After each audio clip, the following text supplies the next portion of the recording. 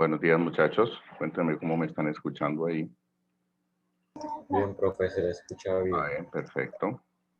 Entonces, un minutico mientras vamos dándole ingreso a los demás compañeros que aún están ingresando. Y vamos inmediatamente a iniciar la explicación de la guía de la semana 3 y 4. El tema es supremamente sencillo, como ustedes algunos ya han podido darse cuenta. Se trata de simplemente asignar estados de oxidación.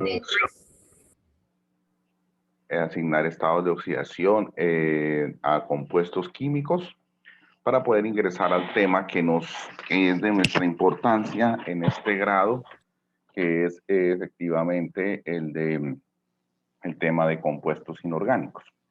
Bien, vamos a presentar pantalla entre tanto, mientras los compañeros siguen ingresando. Aquí, vamos a ingresar al compañero.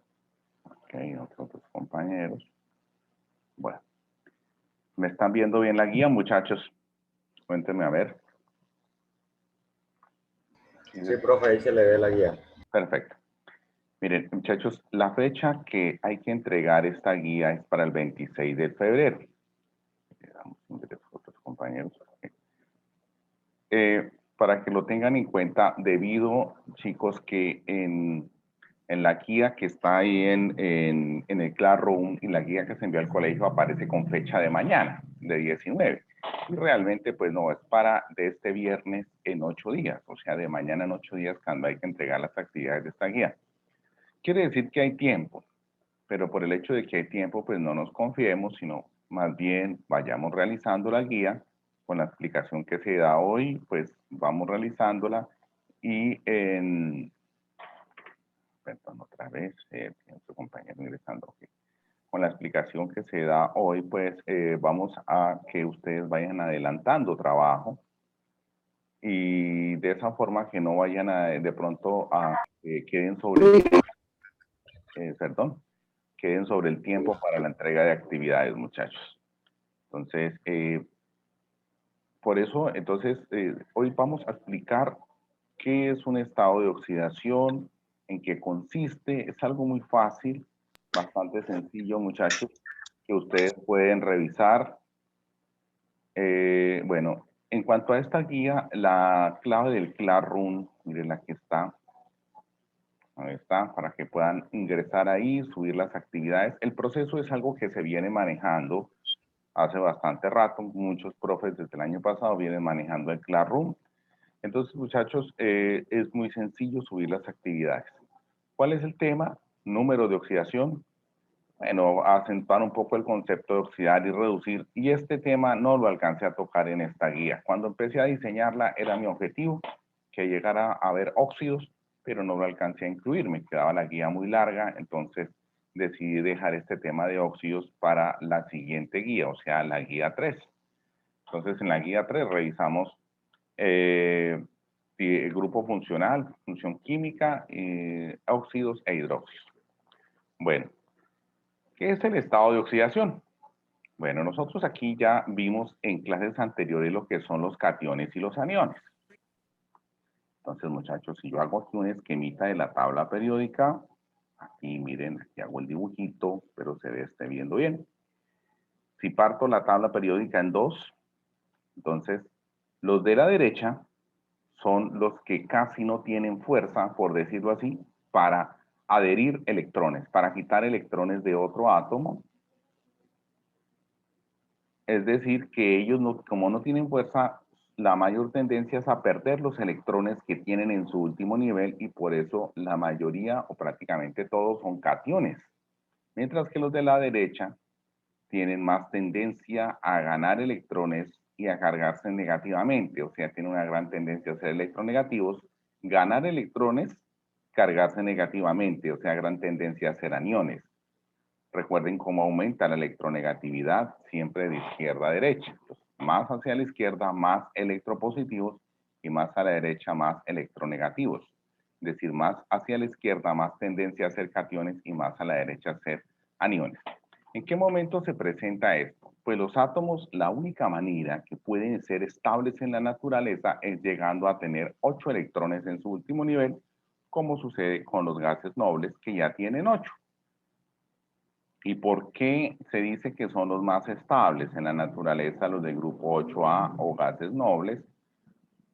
Pues el tener 8 electrones en su último nivel demuestra científicamente que estos átomos no se unen con nadie, es decir, que el helio, el neón, el argón, todos los que están ahí, no se combinan, o sea que los vas a encontrar como helio, como neón, como argón, solos en la naturaleza, no como óxido de helio, ni como cloruro de helio, ni sulfuro de argón, no, ellos no se combinan con nadie. Esta situación obligó al mundo científico a pensar, pero si estos no los logramos combinar, ¿qué característica tienen? Ah, que ya tienen 8 electrones en su último nivel de energía. Por lo tanto, los del grupo 1A solo tendrían un electrón en su último nivel de energía. ¿Qué significa eso? Que para poder completar 8 necesitarían 7, pero como son tan poco electronegativos estos de la izquierda, o sea, no tienen casi fuerza para quedarse con electrones. Entonces, ellos no van a tener la tendencia a ganar un electrón, ni mucho menos 7. Entonces, la tendencia que tienen es a perder su único electrón. Por eso aquí, muchachos, en el caso del sodio, que está ahí en el periodo 3, ahí está el sodio, aquí lo voy a colocar, bueno, aquí, en este sitio, aquí haciendo la X, ahí está el sodio. El sodio está en el periodo 3, y si está en el periodo 3, ¿qué significa? Pues que tenemos un núcleo, como vimos en la guía anterior, y 3 niveles de energía, o sea, 3 capitas, así como si se tratara de la cebolla cabezona, 3 capas. Pero el número atómico del sodio es 11, o sea que en esas capas tienen que repartirse, no sé, 11 electrones. Y lo repartimos así, 2 electrones en el primer nivel, 8 electrones en el segundo nivel, y en el último nivel un electrón. Este electrón de último nivel es el electrón de valencia. Es la característica química que hace especial a cualquier átomo de la tabla periódica. Como te das cuenta, en el primer nivel tiene 1 y en el segundo tiene 8. O sea que a él fácilmente le queda entregar ese electrón para quedar con el nivel anterior con los 8 y así parecerse al gas noble más cercano en su periodo. O sea, quedar con 8. Es decir, que el sodio es muy estable siempre y cuando pierda ese electrón. Es decir, que el sodio va a ser más estable cuando ha perdido ese electrón. O sea, al perder ese electrón, perdió, o sea, queda como cation. ¿Y cuántos electrones perdió? 1. O sea, que ahí queda con estado de oxidación de +1. Es decir, que para que él se combine pierde un electrón. Y aquí estoy colocando el dibujo de su electrón perdido. ¿Cómo represento eso, muchachos? ¿Cómo lo veo en la naturaleza? Yo nunca encuentro en la naturaleza sodio metálico puro, así como estoy colocando acá. Este material sería un material amarillo pálido que tendremos que mantenerlo bajo condiciones especiales como alcohol, porque se desintegra al ambiente, empieza a convertirse en sodio +1 y a liberar el electrón que está ahí para ser estable. Al tratar de tocarlo con los dedos nos va a quemar, porque inmediatamente forzará a entregar un electrón sobre nuestra piel, haciéndonos daño, porque nuestra piel, las células, el material del cual está nuestra piel químicamente es estable y tratará de desestabilizarlo. Por lo tanto, el sodio metálico es un tóxico. Y la forma más estable, menos tóxica como lo encontramos, es como sodio +1. Muy bien. El caso, en el mismo periodo, encuentro al cloro, pero en el cloro hay una condición muy suficiente. El cloro está en el grupo 7A. Discúlpenme que no me quedó bien ahí la letra del cloro, Cl. El cloro está en el grupo 7A. Y al estar en el grupo 7A, el cloro, lo voy a dibujar, su núcleo, está en el periodo 1, 2, 3, o sea que 1, 2, 3 niveles de energía. Si yo miro el cloro, el número atómico es 17, o sea que tiene 17 electrones repartidos en estas capas, de la siguiente manera. 2 electrones en la primera, 8 en la segunda. En el modelo atómico de estos científicos, y en el último va a tener 7 electrones. Mire la cantidad de electrones que tiene de valencia. a diferencia del sodio que solo tenía uno, este tiene 7, por eso está en el grupo 7A. Y mire que está en el campo de los electronegativos, o sea, tiene una gran fuerza para atraer electrones. Significa que el cloro, para poder ser estable en la naturaleza, solo necesita que le den un electrón. Y es muy electronegativo, es decir, que con la mayoría de átomos que se acerque, excepto con el oxígeno, les va a quitar electrones para completar 8 y ser como el gas noble. Y esta tendencia, si ustedes la recuerdan bien, a completar 8 electrones en su último nivel, le vamos a llamar la ley del octeto. Ley, regla o ley del octeto. Y completa 8 electrones en su último nivel. Muy bien. Entonces, el cloro recibe un electrón, como te puedes dar cuenta, y al recibir ese electrón, que me quedó mal aquí dibujado de la E de electrón, un electrón, entonces la flechita que nos indica que el cloro recibe, y al recibirlo, porque al tener sus 17 electrones en su núcleo tenía 17 protones y era neutro, pero al recibir un electrón de más, entonces su carga es negativa. A diferencia del sodio, que era neutro con sus 11 electrones y 11 protones en el núcleo, igual cantidad de cargas, al perder ese electrón queda como sodio más 1, porque va a tener más protones que electrones en ese momento.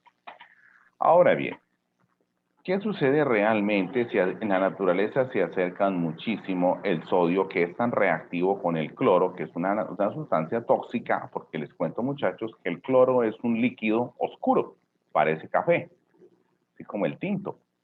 Pero no nos dejemos engañar porque al tocar el frasco que lo contiene es muy frío. Además, si destapamos el frasco empiezan a salir vapores, y esos vapores de Cl2 son muy tóxicos, nos irritan la nariz y pueden hacernos salir lágrimas. Inclusive pueden ser hasta cancerígenos.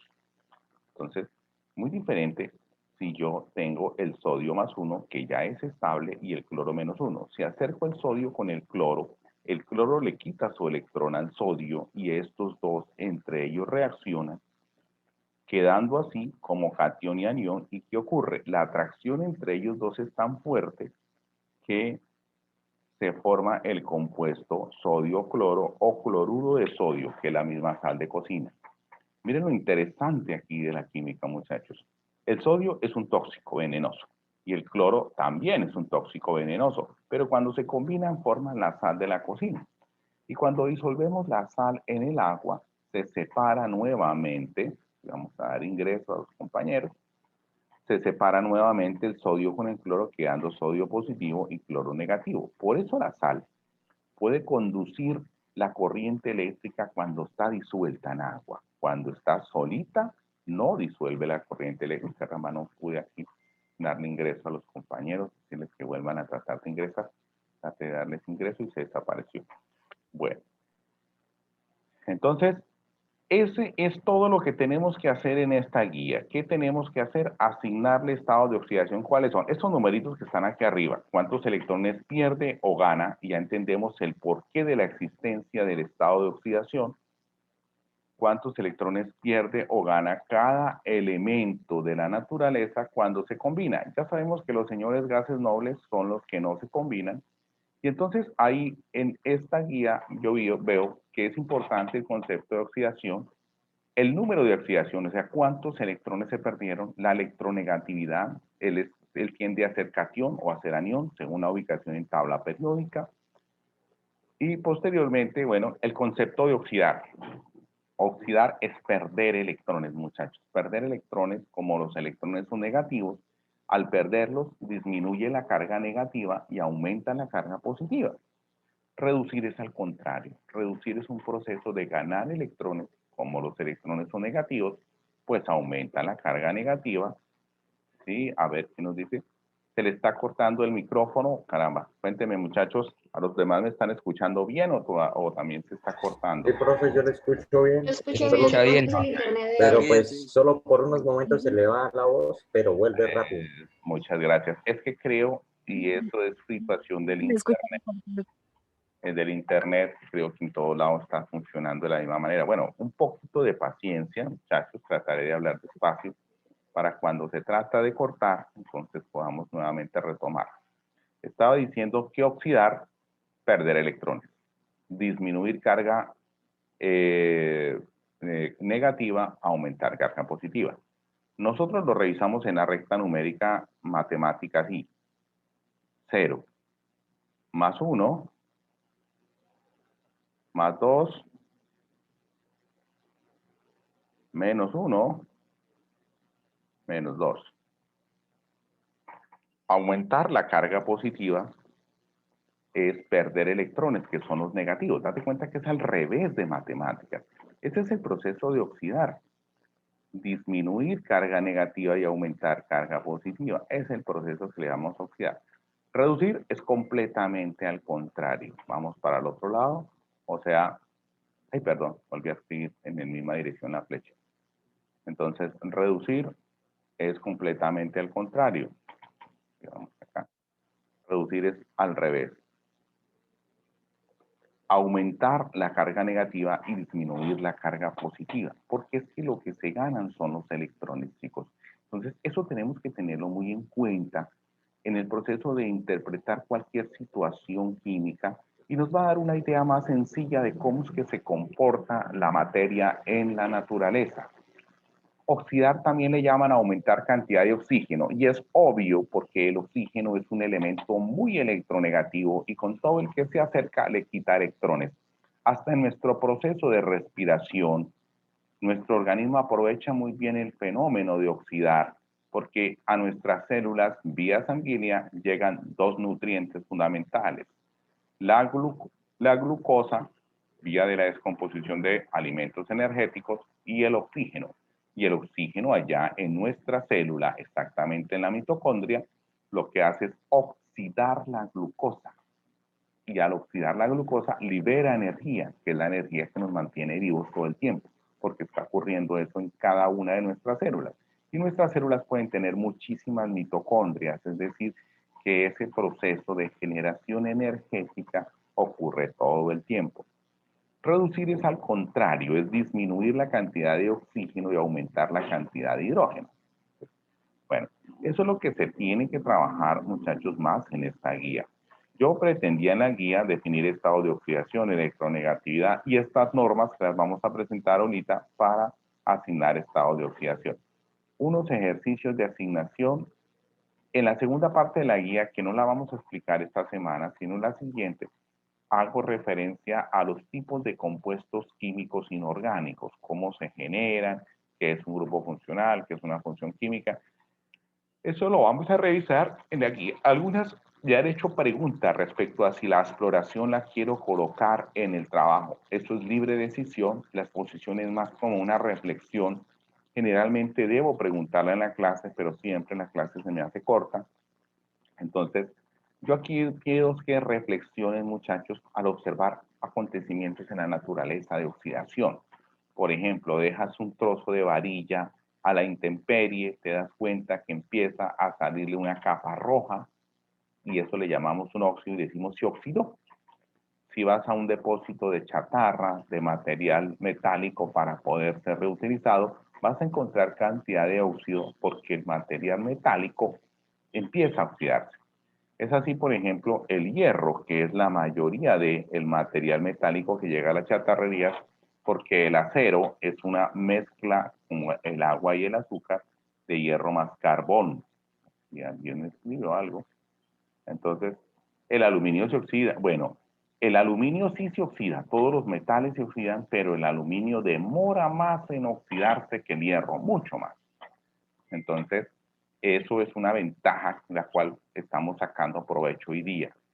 Bueno, el hierro con el carbón forman el acero, pero aquí no hay reacción química. Aquí ocurre es específicamente que se mezclan como el agua y el azúcar. ¿Ven? Entonces, pero el hierro, que es el mayor componente del acero, fácilmente se oxida en presencia del aire. Tener en cuenta que el hierro se puede oxidar perdiendo 3 electrones, o sea, puede tener estado de oxidación de +3, o se puede oxidar perdiendo 2 electrones. Es decir, que él puede formar dos tipos de óxidos.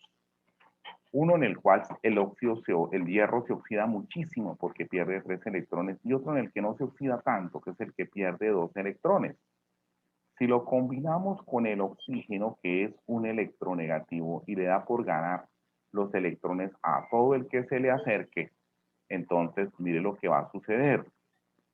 El oxígeno siempre buscará que alguien le dé 2 electrones y oxidar a ese elemento, quitándole esos 2 electrones. Pero solo un oxígeno con un hierro no nos queda nivelado los electrones ganados con los electrones cedidos. Por eso tenemos que hacer aquí algo especial.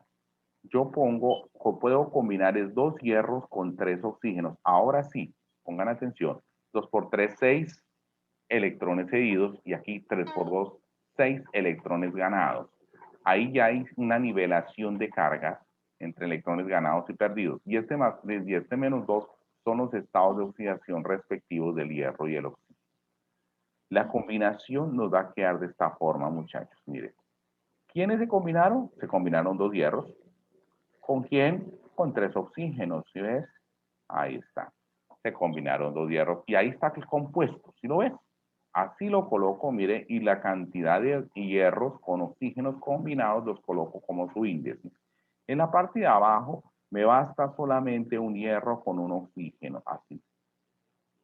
¿Listo? Aquí ya lo tengo. Listo. Entonces, Profe, una pregunta, ¿y el sí. carbón? Bueno, eso era en el acero. El carbón con el hierro no se combinan, se mezclan. Es que aquí, por ejemplo, en el caso del hierro con el oxígeno, ellos sí se combinan y forman un compuesto nuevo que es el óxido de hierro. En el caso del hierro con el carbón en el acero, ellos no se combinan. Es una mezcla, es un proceso físico como tú haces con el agua y la sal. La sal no deja de ser sal, ni el agua deja de ser agua.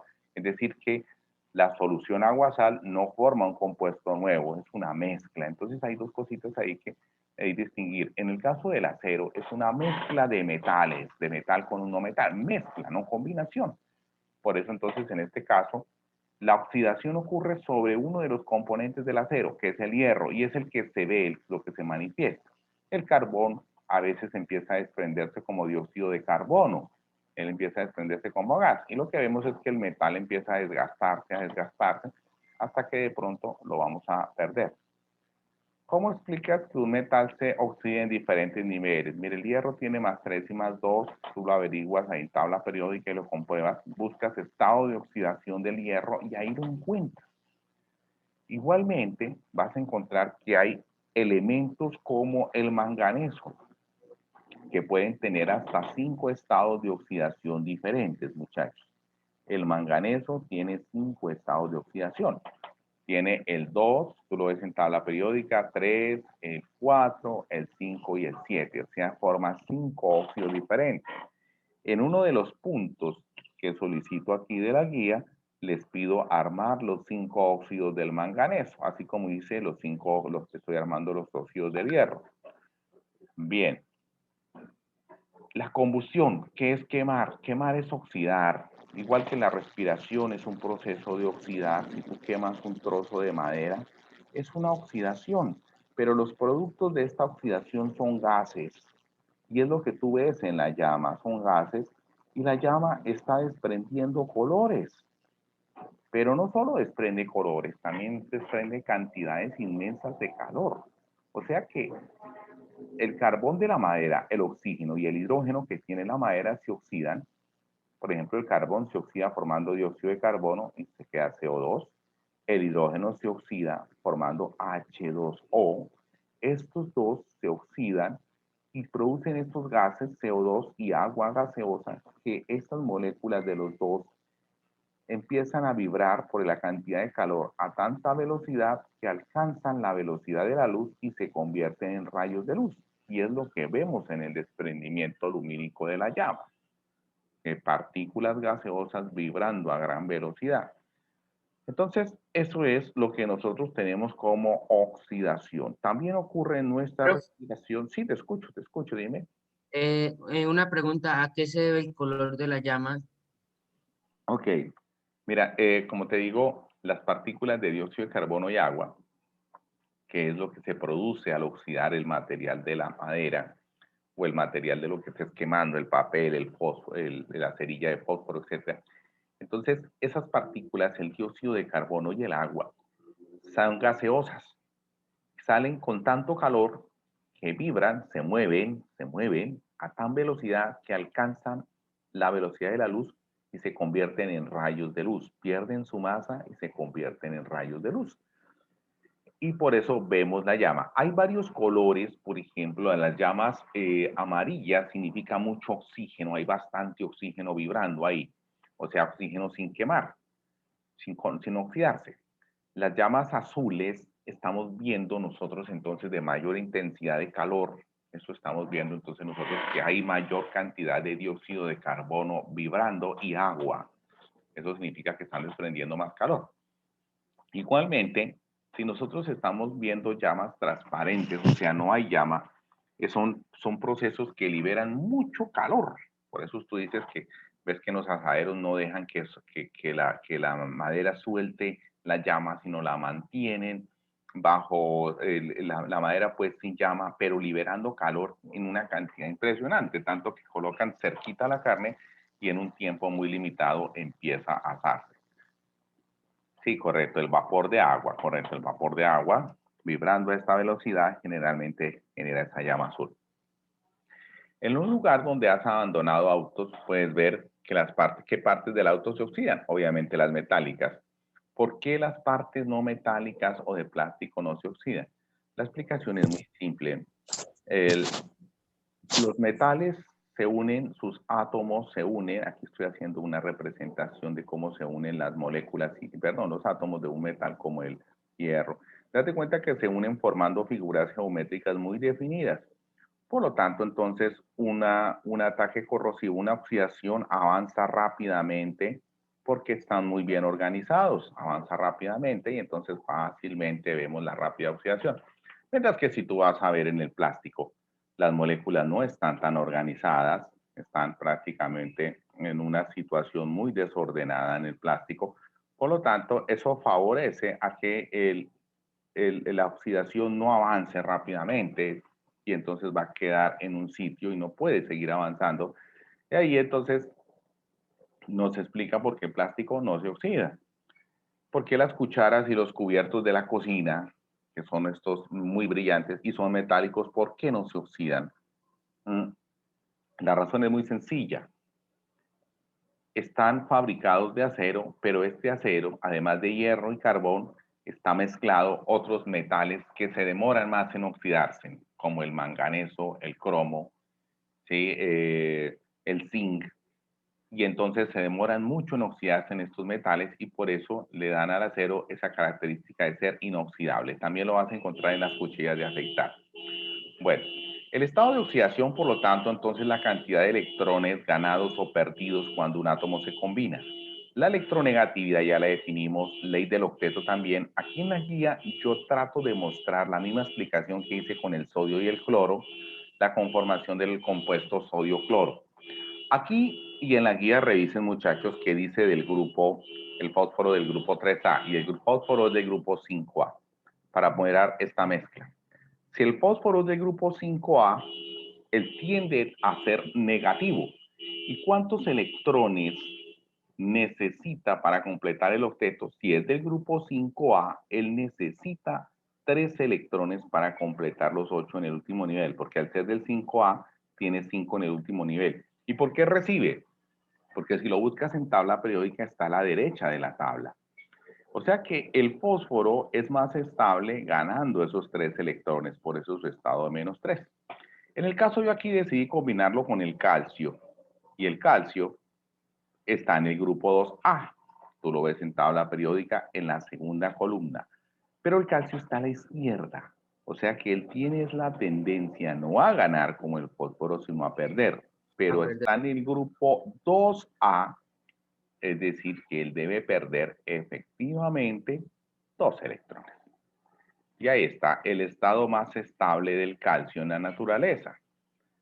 Lo cual significa que si yo acerco calcio y el calcio lo coloco a la izquierda como en la tabla periódica, que acá nos está solicitando. Ya saben, muchachos, que si se nos corta, volvemos a ingresar, ya no nos falta mucho. Entonces, Entonces, si se nos llega a cortar, volvemos a ingresar por el mismo vínculo para tomar pantallazo de asistencia. Bueno, el calcio, si se acerca mucho a otro átomo, le entrega sus 2 electrones que tiene en su último nivel. ¿Por qué sé que tiene 2? Porque es del grupo 2A. El fósforo, que ya sabemos que es del grupo 5A, pero como está a la derecha, tiene tendencia a ser negativo. ¿Cuántos tiene que recibir? 3 para completar los 8. Entonces, ahora, ¿cómo combino estos dos? Porque el calcio cede 2 y el fósforo recibe 3.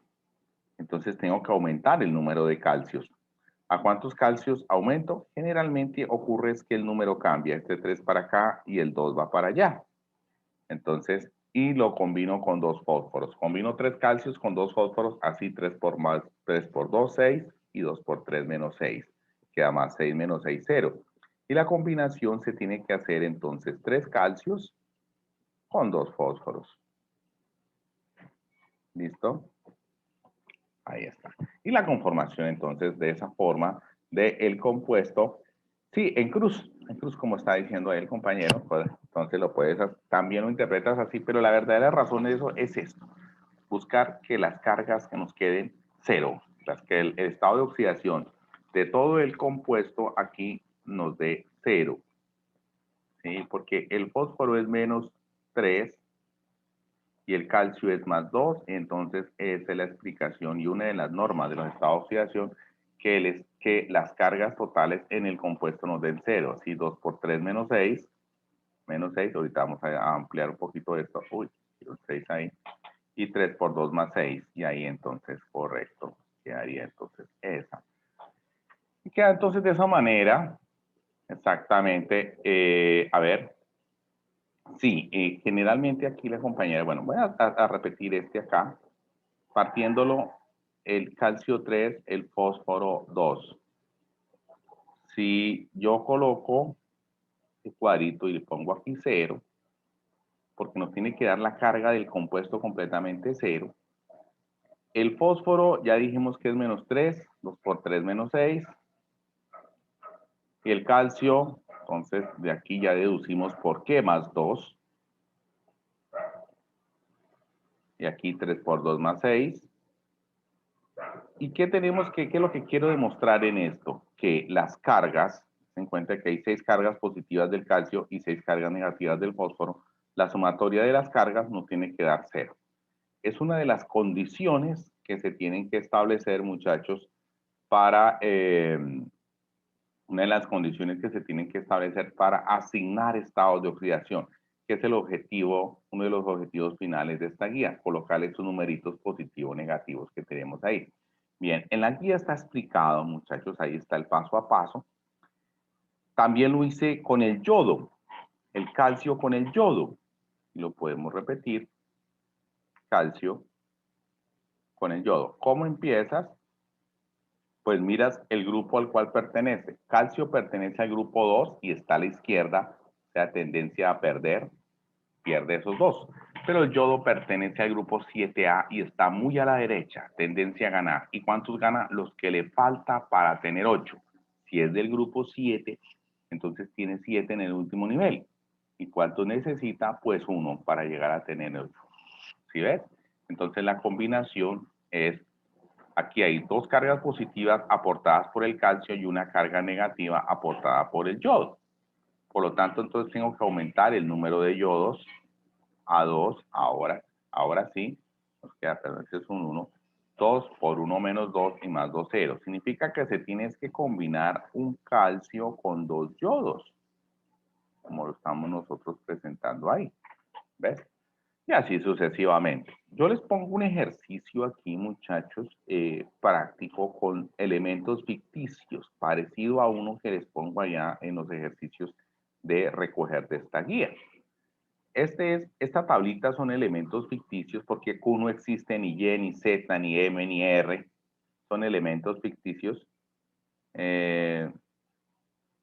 ver, Franci. Sí, o sea, no existe. Esto solamente es para hacer un ejercicio. Para hacer el ejercicio. El elemento Q de grupo 1A, el elemento Y de grupo 2A, el elemento Z de grupo 3A, y es para hacer un ejercicio. Y el ejercicio basta es en reconocer los electrones de valencia y cómo ocurren las combinaciones. A eso es lo que me refiero que hay elementos ficticios. Bueno, en ejemplo, yo les puse un ejemplito aquí, mire. Mezclo Z, Z pertenece a qué grupo? Al 3A. Y como está a la izquierda, ¿cuántos electrones de valencia tiene? 3. ¿Y cuántos pierde? Pierde, por ser de la izquierda, pierde 3. Aquí está abajito, ustedes lo pueden ahí revisar, por eso queda más 3. ¿Lo ven? M está a la derecha, él tiene que ganar, y entonces, ¿cuántos gana para tener 8? Tiene 5, necesita ¿cuántos? 3. Y por eso al ganar queda con esos 3, ¿de acuerdo? Entonces, date cuenta que yo tengo Z con más 3 y M con menos 3. Entonces, basta un Z con un M, porque tienen las mismas cargas. Ya queda conformado. El compuesto viene así. Es un ejercicio específicamente para que se den cuenta cómo es que los combinamos ahí. Esto es un ejercicio ficticio, ¿sí? Con elementos ficticios. A ver, ¿qué dice la compañera? Para el 26, corazón, y lo dijimos, Teddy, perdón, y lo dijimos desde el comienzo, Teddy. Desde el comienzo que esta guía es exactamente para este viernes en 8. ¿Sí? Bueno, ahora entonces, a ver, ¿qué nos dice? Vuelvo y te digo de Teddy que es para este viernes en 8, ¿sí? No sé si alguien más está escribiendo algo ahí.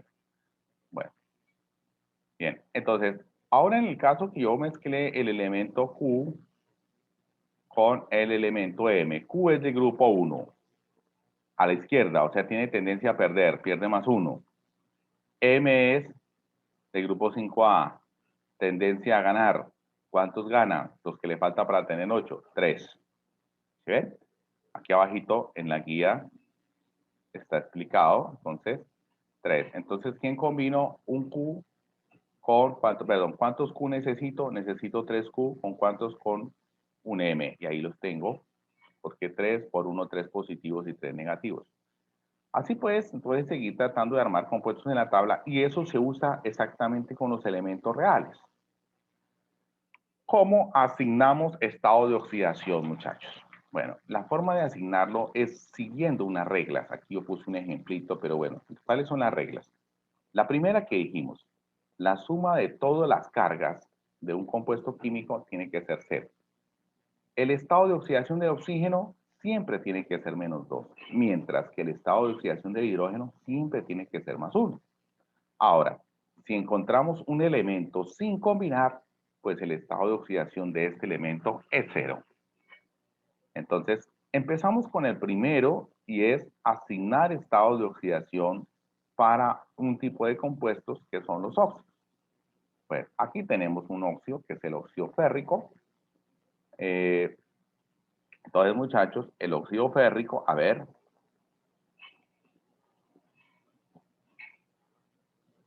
El óxido férrico. Y vamos a asignarle los estados. Partimos de la norma. Yo generalmente en la clase presencial en el tablero ponía este cuadrito, iniciando, recordándoles que la suma de las cargas de todo compuesto tiene que ser 0. Y empezamos. De las normas nos dice que el estado de oxidación del oxígeno siempre tiene que ser menos 2. Okay. Hay 3 oxígenos y cada oxígeno entonces recibe 2 electrones, o sea que 3 por menos 2. O sea que en total se han recibido 6 electrones por parte del oxígeno. Para que nos dé 0, tiene que haber un más 6. Así, más 6 menos 6, 0. ¿Quién aporta los electrones para que nos dé este más 6? Obviamente el hierro, pero hay 2 hierros, o sea que cada hierro aporta ¿cuántos electrones? Aporta 3. Y aquí está la asignación de los estados. Eso es todo el ejercicio que hay que hacer. Lo de arriba lo puedo borrar y presento el ejercicio de esta manera. Lo de arriba era solo un auxiliar para poder comprender. Yo siempre les hacía ese cuadrito y ahí está el estado de oxidación de los óxidos. Bueno, aquí vamos a borrar este para que nos deje continuar. Bueno, aquí está la explicación de lo que acabamos nosotros de